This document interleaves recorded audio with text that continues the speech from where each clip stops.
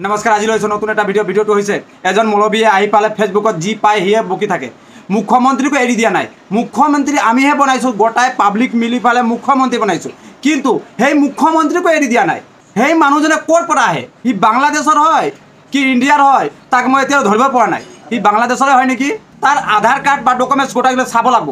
হেই মানুহটো কোৰ পৰা আহে আধাৰ কাৰ্ড আছে কি নাই এই কথাখিনি জানিব দৰকাৰ আছে কি না যদি আহি পালে যতে ততে যাক পাই জি কয় কইয়ে থাকে ফেসবুকত তাকে কালি পাবো আপোনালোকে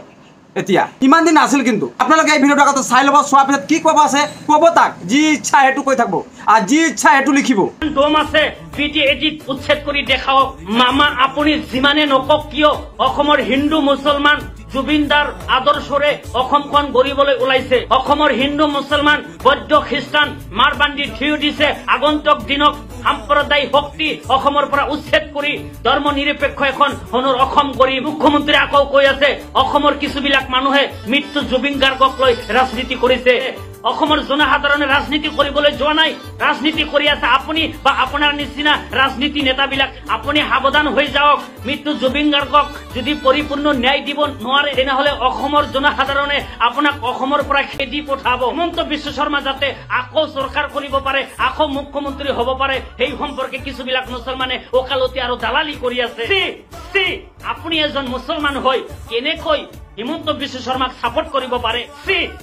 আপুনি যে মুছলমান মোৰ সন্দেহ হৈ আছে আপোনাৰ জন্মত চাগে ভুল আছে আপোনালোকৰ জুবিনৰ হত্যাৰ বা জুবিনৰ মৃত্যুৰ তদন্ত বিপথে পৰিচালিত কৰিবৰ বাবে আমাৰ মাজত কিছুমানে প্ৰচেষ্টা চলাইছে জুবিনৰ মৃত্যুৰ সুযোগ লৈ সিদিনাখন গুৱাহাটী মহানগৰীত এক প্ৰকাৰ যি পৰিৱেশ সৃষ্টি কৰি দিয়া হৈছিল সেই পৰিৱেশৰ আঁৰত কোনবোৰ ব্যক্তি আছে মই ৰাইজক আকৌ এবাৰ কম চৰকাৰখনক আপোনালোকে বেয়া পাব পাৰে আমি আপোনালোকৰ কিছুমানৰ ঘৰ এভিকশন কৰিছো আপোনালোকে আমাক বেয়া পায় কিন্তু এভিকশনৰ প্ৰতিশোধ ল'বলৈ জুবিনক আপোনালোকে ঢাল হিচাপে ব্যৱহাৰ নকৰিব জীৱনকালত